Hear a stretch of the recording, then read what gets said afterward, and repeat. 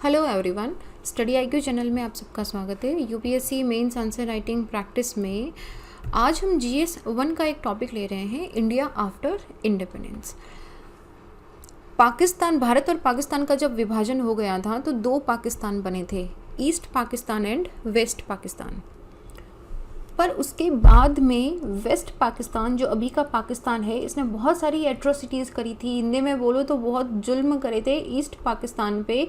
और वहीं पे ईस्ट पाकिस्तान ने ये डिमांड रेज़ करना स्टार्ट कर दिया था कि हमें अपना सेपरेट नेशन बनाना है।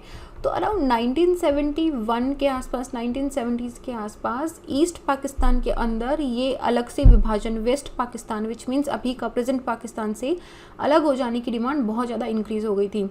तो उसमें युद्ध स्टार्ट हो गया था। ऐसे समझिए दोनों पाकिस्तान भारत के ईस्ट और वेस्ट साइड में है और बीच में सैंडविच की तरह दबा हुआ था India.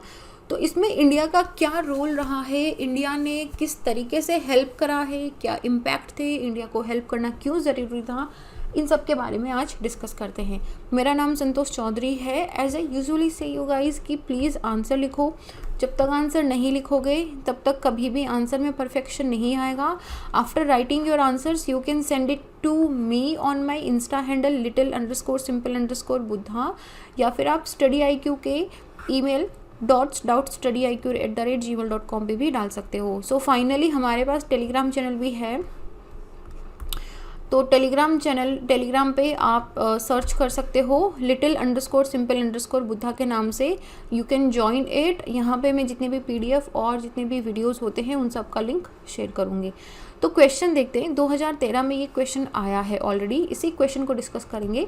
Critically examine the compulsions which prompted India to play a decisive role in the emergence of Bangladesh। Question को ब्रेक करो काफ़ी। पहला है क्रिटिकली एग्जामिन करो। इसका मतलब क्या है कि हमें दोनों बातें देखनी है कि अच्छी बात भी थी कि इंडिया को प्ले रोल करना ही था, एक अच्छा सा रोल कि बांग्लादेश के इंडिपेंडेंस के अंदर, और दूसरा कि नहीं करना चाहिए था इंडिया को मतलब दूसरी कंट्री के मामले में अपना इंटरफेरेंस नहीं करना चाहिए था, हमें क्रिटिकली एग्जामिन करना है। पर यहाँ पे वर्ड क्या लिखा है, दी कंपल्शंस। कंपल्शंस का मतलब क्या हुआ कि यार ऐसी कोई मजबूरी रही होगी या ऐसे बहुत सीरियस रीजंस रहे होंगे जिसकी वजह से इंडिया, जो खुद एक सोवेरियन नेशन है, उसने दूसरी कंट्री के वॉर के अंदर इंटरफेरेंस करा होगा या सपोर्ट करा होगा। तो क्या ऐसे कंपल्शंस थे, इम्पॉर्टेंट रीजंस थे जिसकी वजह से इंडिया को एक डिसाइसिव का मतलब क्या कि अगर इंडिया पार्टिसिपेट नहीं करता तो प्रोबेबली बांग्लादेश इतना जल्दी आज़ाद नहीं हो पाता। तो इंडिया ने काफ़ी डिसाइसिव, काफ़ी इम्पॉर्टेंट रोल प्ले करा in the emergence of Bangladesh. तो ये क्वेश्चन है। क्वेश्चन का फ्रेमवर्क हम कैसे बनाएंगे, सबसे पहले हम इंट्रोड्यूस करेंगे कि ईस्ट एंड वेस्ट पाकिस्तान का वॉर कब स्टार्ट हुआ, when did the war started, और क्या इसके रीजंस थे। उसके बाद में हम बात करेंगे कि किस तरीके से इंडिया के लिए क्या कंपल्शंस थे। तो कंपल्शंस में हमारे इकोनॉमिक कंपल्शंस होंगे, हमारे पॉलिटिकल कंपल्शंस होंगे, हमारे खुद के सोशल कंपल्शंस होंगे, हमारे कुछ डोमेस्टिक कंपल्शंस होंगे। तो इन सारे कंपल्शंस के बारे में बात करेंगे कि क्या ऐसे नीडेड रीजंस थे जिसकी वजह से इंडिया को पार्टिसिपेट करना पड़ा। And then we will also talk कि किस तरीके से जो इंडिया ने पार्टिसिपेट करा उसका इतना इम्पॉर्टेंट इम्पैक्ट पड़ा बांग्लादेश की जीत पे। तो इसके बारे में डिस्कस करते हैं। तो इस तरीके से हम पूरा फ्रेमवर्क बनाएंगे। कंटेंट देखो एक बार। इंडिया ने बांग्लादेश का जब वॉर हुआ था ईस्ट एंड वेस्ट पाकिस्तान का, तो उसमें डायरेक्टली और इनडायरेक्टली इंटरवीन करा था। डायरेक्टली करा था इंडिया, तब इंदिरा गांधी की सरकार थी, डायरेक्ट इंटरफेरेंस था। इनडायरेक्टली था कि हमने उनको ट्रेन करा था, हमने उनके जो इमिग्रेंट्स थे उनको सपोर्ट करा था। तो east Pakistan, what happened, see this is the map, you see this is west Pakistan and this is east Pakistan which is now known as Bangladesh. अभी ये बांग्लादेश बन गया है। तो यहाँ पे वेस्ट पाकिस्तान, क्योंकि जो गवर्नमेंट थी, मेन गवर्नमेंट थी, उसका कंट्रोल वेस्ट पाकिस्तान के अंदर था। And they were having atrocities, बहुत जुल्म करे जा रहे थे ईस्ट पाकिस्तान के लोगों पे, जेनोसाइड करना, रेप करना, बच्चों को मारना, उनको बिल्कुल भी अथॉरिटी नहीं दी जा रही थी, उनको बहुत ही सप्रेस करा जा रहा था। तो ईस्ट पाकिस्तान फाइनली उन्होंने विद्रोह करना स्टार्ट कर दिया। तो आप देखो कि इंडिया की लोकेशन ना बड़ी स्ट्रैटेजिक है इसके अंदर। ये वेस्ट पाकिस्तान इधर नॉर्थ वेस्टर्न फ्रंट से इंडिया को परेशान कर रहा था, और यहाँ पे बांग्लादेश के अंदर यहाँ पे जब वॉर चल रहा था तो जाहिर सी बात है लोग अपने देश में हो रहे युद्ध से बचने के लिए आसपास के यहाँ पे इलाकों में जा रहे थे, जिसकी समस्या हमको आज भी देखने को मिलती है। तो ये पूरा एक अब सिनारियो देखो। और इसी वक्त 1962-65 के आसपास जब सिनो चाइना का वॉर हुआ था, तब चाइना के साथ हमारे रिलेशंस ऑलरेडी बिगड़ चुके थे। तो इसका मतलब क्या हुआ कि चाइना के साथ बिगड़ चुके हैं। अगर हमने बांग्लादेश को यहाँ पे सपोर्ट नहीं करा, पाकिस्तान तो वैसे भी समझ नहीं रहा है, अगर हमने बांग्लादेश को सपोर्ट नहीं करा तो हमारे तीनों फ्रंट पे हमारे जो नेबर्स हैं इनके साथ हमारे रिलेशंस स्ट्रेंड हो जाएंगे। और इंडिया तब बहुत ही फ्रेशली इंडिपेंडेंट हुआ था, तो हम ऐसे सिचुएशन में नहीं थे कि हम सबके साथ फाइट करें या सबके साथ ऐसे रिलेशन रखें जिससे हमारी ज़्यादा से ज़्यादा जो मनी है वो मिलिट्री में जाते रहे। हमको चाहिए थे पीसफुल नेबरहुड वाला सिनारियो चाहिए था। तो ऐसे में काफ़ी ज़रूरी था। और ह्यूमैनिटेरियन रीज़न से भी अगर आप देखो तो जिस तरीके से वेस्ट पाकिस्तान एट्रोसिटीज़ कर रहा था ईस्ट पाकिस्तान पे, तो ये बहुत ज़रूरी हो गया था कि वहाँ के लोगों के लिए being a human also it was very important कि इंडिया एक रोल प्ले करता। तो यहाँ पे east Pakistan Pakistani army rape लूटना, उनको जेनोसाइड करना, मतलब बहुत it was a humanitarian crisis. अभी तक इसकी चर्चा होते हैं। There is a movie also called Midnight Children, I think Midnight Children, which is on the war of Bangladesh. It's amazing movie if you see. So ये बांग्लादेश का war हुआ था 1971 में। तो इंडिया का इंटरवीन करना कंपेल्ड हो गया था। रीज़न क्या थे? स्ट्रैटेजिक रीजन था एक। तो सबसे पहले स्ट्रैटेजिक, जैसे मैंने आपको बताया, आप बॉर्डर्स देखो इंडिया के, नॉर्थ वेस्टर्न वाला चला जाएगा, इसके बाद हमारा जो ईस्टर्न बॉर्डर है।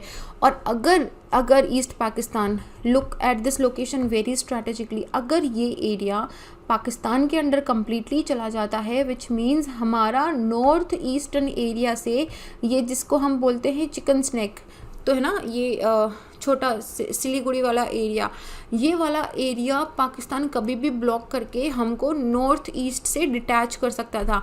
That is the only area, only way जिससे हम नॉर्थ ईस्ट से लैंड एरिया से अटैच हैं। तो अगर ये चला जाता तो नॉर्थ ईस्ट हमारे हाथ से भी निकलने की कोशिश रहती, इंडिया का कंट्रोल उस पर से चला जाता। स्ट्रैटेजिक लोकेशन, स्ट्रैटेजिक रीजन है। डोमेस्टिक रीजन्स क्या थे, क्या इकोनॉमिक और क्या ह्यूमैनिटेरियन फैक्टर्स थे, इन सब के बारे में देखते हैं। स्ट्रैटेजिक में देखो इंडिया का कंडीशन, देखो इंडिया का स्ट्रैटेजिक लोकेशन है, ठीक है, तो इसके खुद के बॉर्डर के स्ट्रैटेजिक लोकेशंस थे।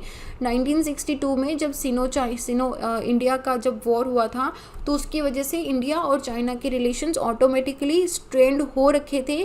फिर 1971 के अंदर जब बांग्लादेश का वॉर स्टार्ट हुआ, तो ये ज़रूरी था कि इंडिया वहाँ पे सोचे कि लॉन्ग टर्म स्ट्रैटेजिक इंटरेस्ट के बारे में हमको सोचना पड़ेगा। पाकिस्तान से वैसे ही हमको थ्रेट है, पाकिस्तान को समझाना, उसको समझना is a very complicated thing. अगर उसमें ईस्ट पाकिस्तान भी चला गया, विच इज़ नाउ बांग्लादेश, तो बहुत ज़्यादा सिचुएशन रिवर्स हो जाएगी। उसके बाद में वेस्ट पाकिस्तान का कंटिन्यूसली नॉर्थ वेस्टर्न इंडिया पे अटैक कर रहा था, तो हमारे पास एक रीज़न भी था कि हम खुद अपनी बॉर्डर्स सेव कर रहे हैं। और इन्होंने मुक्ति वाहिनी जो बांग्लादेश में इंडिपेंडेंस को लीड कर रही थी, जैसे हमारी कांग्रेस थी, उसी तरीके से यहाँ पे मुक्ति वाहिनी जो थी, इन्होंने भी हेल्प के लिए पूछा था। डोमेस्टिक रीजंस क्या थे, जैसे मैंने बताया कि जब बांग्लादेश या वेस्ट ईस्ट पाकिस्तान में जब वॉर चल रहा था, तो बहुत सारे बांग्लादेशी इंडिया के अंदर आ गए माइग्रेशन के थ्रू। तो वो परसिक्यूशन या फिर social, political, administrative, financial challenges लेके आए इंडिया के लिए। सोशल कैसे हो गया चैलेंजेस, देखो जब आपकी कॉलोनी के अंदर अगर आप 50 में से 30 लोग बाहर से माइग्रेट कर जाएंगे, तो पॉपुलेशन हो जाएगी 80, और 80 लोगों के रहने के लिए, उनके रिसोर्सेज के लिए नए लोग आएंगे, नया इन्फ्लुएंस लाएंगे, नया कल्चर लाएंगे। पॉलिटिकली फिर क्या होगा कि कुछ इश्यूज आएंगे, एडमिनिस्ट्रेट करना उनको मुश्किल हो जाएगा। फाइनेंशियल चैलेंजेस, क्योंकि हमारे पास रिसोर्सेज तो है लिमिटेड, एम्प्लॉयमेंट भी है लिमिटेड। तो जो नए लोग आ रहे हैं माइग्रेशन में, उनको हम क्या खिलाएंगे, किस तरीके से वो सर्वाइव करेंगे, और हमारी जॉब्स जो हैं वो लेके चले जाएंगे। आज भी इवन टुडे ऑल्सो 2020 के अंदर हम माइग्रेशन एक बहुत बड़ा इशू है। इसके साथ ही एथनिक एंड सोशल प्रॉब्लम, क्योंकि ये वाला एरिया आप देखो पूरा का पूरा एथनिक एरिया है। तो यहाँ पे जब बांग्लादेशी ने माइग्रेट करना स्टार्ट करा तो उन्होंने अपना एथनिक थ्रेट लगना स्टार्ट हुआ। इसके साथ ही ईस्ट नॉर्थ ईस्ट वाला जो एरिया है आसाम त्रिपुरा, वहाँ पे मैसिव अभी भी आप देखो जो एनआरसी है हमारा नेशनल रजिस्टर फॉर सिटीजनशिप, जिसके लिए बहुत चर्चा चल रही थी, उसके बाद में जो सिटीजनशिप बिल आया है उसके साथ भी इन सारी चीज़ों को कोरिलेट करके देखो तो ये जाती है in the way back of the Bangladesh war, जब बांग्लादेशी इमिग्रेंट्स आना बहुत ज़्यादा स्टार्ट हो गए थे। तो हालांकि वेस्ट बंगाल में बांग्लादेशियों को as a vote bank and as an subject to exploitation भी उन्होंने उनको अब्यूज़ करना स्टार्ट कर दिया था। तो ये डोमेस्टिक इश्यूज़ थे। इकोनॉमिक में क्या होगा, लिमिटेड रिसोर्सेज हैं, लिमिटेड जॉब्स हैं। अभी अभी हम नए आज़ाद हुए हैं, हमारे पास इतनी जॉब्स नहीं है, मैन्युफैक्चरिंग हमारा इतना स्ट्रॉन्ग नहीं है और वो एरिया इतना डेवलप्ड नहीं है कि वहाँ के जो लोकल रेजिडेंट्स हैं उनको और जो माइग्रेंट्स आ रहे हैं उनको वो सपोर्ट कर सके। तो यहाँ पे फाइट स्टार्ट हो गया था, constant competition and struggle start हो गया था लोकल्स एंड रिफ्यूजीज़ के बीच में इनको लेके। और उसके बाद में एथनिक एंड सोशल प्रॉब्लम तो थी ही। तो ईस्ट पाकिस्तान काफ़ी हॉस्टाइल हो गया था, ये मतलब दिस हॉस्टाइल ईस्ट पाकिस्तान कि जब तक ईस्ट पाकिस्तान का इंडिपेंडेंस नहीं मिलेगी, जब तक वहाँ पे west Pakistan which is now Pakistan उस पर एट्रोसिटीज़ करता रहेगा, तब तक आप नॉर्थ ईस्ट का डेवलपमेंट भी नहीं कर सकते हो, क्योंकि हमारा north east is largely linked to the Bangladesh due to the limited connectivity. तो इसी की वजह से और ऊपर से ह्यूमैनिटेरियन ग्राउंड पे भी ये बहुत ज़रूरी हो गया था। It forced India to intervene in the conflict. ठीक है, तो इंडिया का क्या रोल रहा है? सबसे पहले तो इंडिया का मतलब क्या हुआ कि वेस्ट पाकिस्तान, अभी ये समझो कि अभी जो वेस्ट और जो ईस्ट पाकिस्तान है इसमें एक ही गवर्नमेंट है। अभी लड़ाई चल रही है आज़ादी की, है ना। तो उस आज़ादी की लड़ाई में ईस्ट पाकिस्तान में जिस तरीके से हमारे कांग्रेस के लीडर्स थे, सिमिलरली मुक्ति अवामी लीग के जो लीडर थे उन्होंने एक्साइल उनको वहाँ से निकाल दिया गया था। दे केम टू कोलकाता। तो इंडियन गवर्नमेंट ने उनको कोलकाता के अंदर रहने की, उनको लीडर्स को रहने की और उनको लीग फॉर्म करने की परमिशन दे दी थी। उसके बाद में खुद इंडियन आर्मी ने मुक्ति वाहिनी सेना जो थी, इनके पास कोई फॉर्मल मिलिट्री ट्रेनिंग नहीं थी, तो इंडियन आर्मी ने मुक्ति वाहिनी सेना को इंडियन सॉइल पे मिलिट्री ट्रेनिंग दिया, उनको खाना, शेल्टर, क्लोथिंग, उनको जो भी मेडिकल चाहिए था ये सब चीज़ें दी। जो भी रिफ्यूजीज़ थे जो मुक्ति वाहिनी सेना के मेंबर थे, और इन सब चीज़ों ने हमारे रिसोर्सेज पे बहुत स्ट्रेन डाला था, क्योंकि हमारे पास भी लिमिटेड रिसोर्सेज थे। 1971 के अंदर इंडियन फोर्स ने डायरेक्टली एक अटैक करा था ऑपरेशन के अंदर, जिसमें ईस्ट पाकिस्तान की कैबिनेट जो है डेका के अंदर, which was also the government of west Pakistan. तो देखो अभी जब आपको बोला जाए ना कि ईस्ट पाकिस्तान की गवर्नमेंट, इसका मतलब क्या है कि पूरे पाकिस्तान की गवर्नमेंट। तो इन गवर्नमेंट की एक सीक्रेट इमरजेंसी मीटिंग हो रही थी, तो यहाँ पे इंडियन एयरफोर्स ने सीधा अटैक करा था, तो and for the liberation of Bangladesh, जिसके वजह से and that also led to the Indo Pakistan war in 1971। तो ये एक इम्पैक्ट है इसका। और बाकी इम्पैक्ट देखो जब दो देश लड़ रहे होते हैं या एक देश के अंदर इस तरह का सिविल वॉर चल रहा होता है, this is an example of civil war, तो उसमें अगर कोई दूसरी कंट्री इंटरफेरेंस करती है अपनी खुद के प्रॉफिट के लिए तो उसको इंटरनेशनली क्रिटिसाइज़ करा जाता है। तो इंडिया को इंटरनेशनली क्रिटिसाइज़ करा गया था कि तुम खुद एक सोवेरियन नेशन हो, how are you interfering into another countries. लेकिन उस वक्त हमारी जो आयरन लेडी है इंदिरा गांधी वो थी, तो इंडिया को पूरा बहुत क्रिटिसाइज़ करा गया था इंटरनेशनली कि आप अपनी टेरिटोरियल इंटीग्रिटी को नहीं बचा रहे हो, आप दूसरों के कंट्री में इंटरफेरेंस कर रहे हो। People even misunderstood it to that level कि हम बांग्लादेश पे टेक ओवर करना चाहते हैं। इसके साथ ही ड्रेन ऑफ रिसोर्सेज तो हो ही रहा था। अब वॉर में या फिर रिहेबिलिटेशन के अंदर पैसे तो लगे रहे थे, और अभी हमने 1962 के अंदर जब हमने चाइना के साथ वॉर लड़ा था तब हमारे रिसोर्सेज वैसे भी खतरे में आ गए थे। तो उसके बाद से वॉर एंड रिहेबिलिटेशन की वजह से रिसोर्सेज और भी ज़्यादा आ गए। उसके ऊपर से यूएसए उस वक्त में पाकिस्तान का सपोर्ट कर रहा था, तो यूएसए ने इंडिया पे बहुत सारे सैंक्शंस लगा दिए थे, ट्रेड के सैंक्शंस लगा दिए थे, तो उन सैंक्शन से भी इंडिया पे ज़्यादा इम्पैक्ट हुआ। लेकिन इसका दूसरा फ़ायदा ये भी हुआ कि उस टाइम पे यूएसए और रशिया का कोल्ड वॉर चल रहा था। ठीक है, तो अगर यूएसए पाकिस्तान का सपोर्ट कर रहा था, तो यहाँ पे रशिया ने आगे बढ़ के इंडिया का सपोर्ट करा, ठीक है। तो अगर यूएसए ने सैंक्शंस लगाए हैं तो रशिया बोला यूएसएसआर, उस वक्त में यूएसएसआर था, तो यूएसएसआर ने अपने रिलेशन स्ट्रेंथ करे इंडिया के साथ, तो उन्होंने 20 ईयर का ट्रीटी ऑफ पीस भी साइन कर लिया था, friendship and corporation with the Soviet Union. और दूसरा, permanent solution to east west Pakistan निकल गया था। अगर इंडिया इंटरफेरेंस नहीं करता तो probably east and west Pakistan का जो वॉर है वो काफ़ी लंबे टाइम तक चलता और उसमें बहुत सारे रिसोर्सेज स्ट्रेन होते, इंडिया के भी स्ट्रेन होते। उसके साथ ही शिमला एग्रीमेंट 1972 था, जिसने डिप्लोमेटिक रिकॉग्नाइजेशन दिया बांग्लादेश बाय द पाकिस्तान।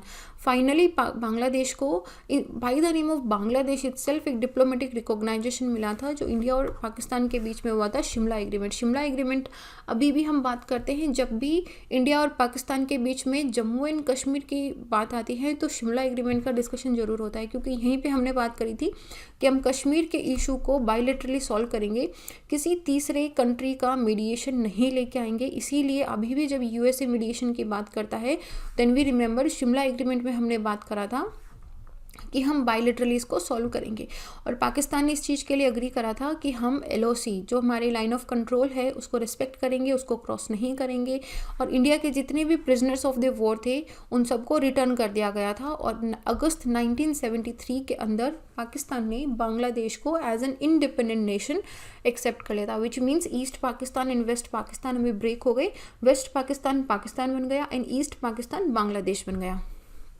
तो इसका इम्पैक्ट क्या हुआ, इंडिया ने बहुत स्ट्रांगली इस चीज़ को रजिस्ट करा था, बहुत स्ट्रांगली बांग्लादेश का सपोर्ट करा था, इवन दो इंटरनेशनल प्रेशर था। तो यहाँ पे इंडिया की जो इमेज है वो एक एज एन असर्टिव नेशन है ना, एज ए हार्ड पावर बन गई थी। अभी मतलब देखो, अभी इंडिपेंडेंस चल रहा है 1970s में, साउथ ईस्ट एशिया की सिचुएशंस काफ़ी अलग थी, तो उस वक्त में इंडिया की जो इमेज है वो एज अ बहुत ही पावरफुल नेशन आ गई। और वो मुझे लगता है कि वो एक ऐसा इवेंट था जिसने इंडिया की जो बिग ब्रदर वाली इमेज होती है उसको कहीं ना कहीं बनाना स्टार्ट कर दिया था। तो ग्लोबल स्टैचर इंडिया का राइज हो गया था, और साउथ एशिया में जो मैं बिग ब्रदर की बात कर रही हूँ as a net security provider, वो एक स्टैब्लिश हो गई थी। इसमें एक गन बोर्ड डिप्लोमेसी भी आती है, जिस गन बोर्ड डिप्लोमेसी का मतलब है कि एक कंट्री, जैसे यूएस एंड रशिया के कोल्ड वॉर के अंदर एक कंट्री पाकिस्तान का सपोर्ट कर रही है एंड रशिया हमारा सपोर्ट कर रही थी। तो दिस गन बोर्ड डिप्लोमेसी के अंदर रिचर्ड निक्सन ने यूएसए के एयरक्राफ्ट को बे ऑफ बंगाल के अंदर एंटर करवा दिया था एंड सेइंग कि if you don't stop we will attack, ठीक है, थ्रेटन कर रही थी इंडिया को। लेकिन उस वक्त पे रशिया केम इन फ्रंट और रशिया ने हमारी बैक करी कि if you do then we will also come. तो लकीली ऐसा सिचुएशन बहुत ज़्यादा आगे एस्केलेट नहीं हुई और कंट्रोल हो गई थी, बट द पॉइंट इज़ कि ये इसका एक इम्पैक्ट था। तो दिस इज़ इन दिस की क्यों इंडिया को ज़रूरी था कि बांग्लादेश, ईस्ट वेस्ट पाकिस्तान के बांग्लादेश के वॉर के अंदर इंटरफेरेंस करे, and Y it was important, India का क्या इसमें रोल था, इंडिया को क्यों फोर्सफुली या why it was compelled to participate is the answer. उसका क्या इम्पैक्ट था, आज भी आपको इम्पैक्ट देखने को मिलेगा। इवन हम इसमें करंट का जो सिनारियो है कि किस तरीके से इसने इंडिया और बांग्लादेश का जो रिलेशनशिप है इसको फोल्ड करा है। अभी भी इंडिया और बांग्लादेश के रिलेशनशिप के अंदर आपको 1970s के ट्रेसेस दिखाई देंगे कि हाउ बांग्लादेश इज़ ग्रेटफुल। हालांकि देखो, with every political party, with every the agenda of the political party, किन्हीं भी दो कंट्रीज़ के बीच में जो इंटरनेशनल रिलेशंस होते हैं वो चेंज होते रहते हैं, लेकिन जो एक बेस रिलेशन होता है किन्हीं भी दो कंट्रीज़ के बीच में, जो कोर बनी हुई होती है, वो कभी भी इतनी ज़्यादा चेंज नहीं होती है। तो वो आज भी हमको देखने को मिलता है इंडिया और बांग्लादेश के रिलेशनशिप के अंदर। आज तक पीसफुल रहा है, उसके बाद में कोई भी नहीं हुआ। बस एक बार हमने एनक्लेव्स एक्सचेंज करे हैं, जो हमारे डिवीज़न के अंदर कुछ एनक्लेव्स इंडिया के बांग्लादेश में और कुछ बांग्लादेश के इंडिया में रह गए थे, तो उनको एक्सचेंज करा गया था। So this was about India's role in the Bangladesh war. So this is it here. I hope you guys will write the answer writing की प्रैक्टिस को कंटिन्यू रखो, even if you are giving it for the 2021, and if you want to send your answers you can send it to doubts.studyiq और on my email ID little_simple_buddha। इसका जो PDF है वो आपको मेरे टेलीग्राम चैनल से मिल जाएगा, वहाँ से आप डाउनलोड कर लेना। This is it here. I will see you guys in the next question. Till then be happy and Jai Hind.